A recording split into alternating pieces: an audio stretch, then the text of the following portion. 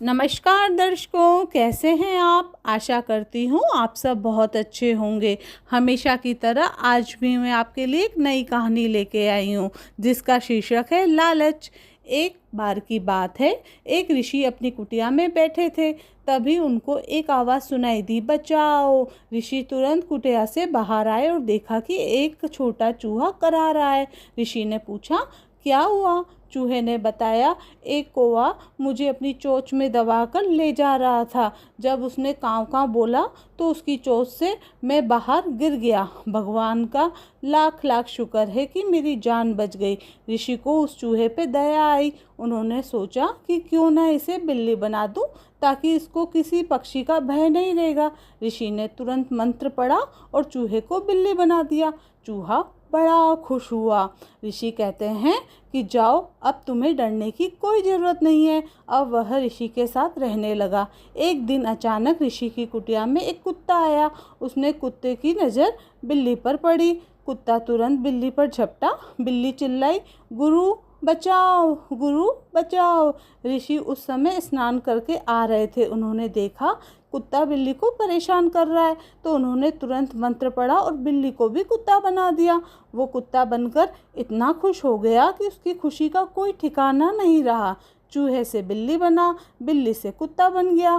क्या तकदीर थी। उसको धीरे धीरे उसके मन में लालच भर गया। उसने सोचा कि क्यों ना मैं शेर बन जाऊं ताकि लोग मुझसे डरें, मुझे किसी का डर न हो। वो ऋषि के पास गया और बोला, हे गुरुजी, मुझे शेर बना दीजिए। लोग मुझे मार के भगा देते हैं, मैं किसी को नुकसान नहीं करूँगा। ऋषि ठहरे दयालु, मंत्र पढ़ा और उस कुत्ते को शेर बना दिया।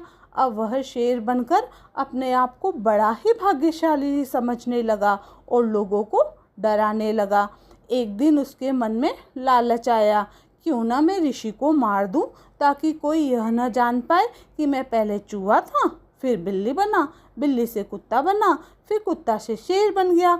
इसके बाद वो सही मौके का इंतजार करने लगा। एक दिन उसने देखा कि ऋषि पूजा में ध्यान लगाए हुए हैं। उसने तुरंत ऋषि पर आक्रमण किया। ऋषि को सब पता चल गया।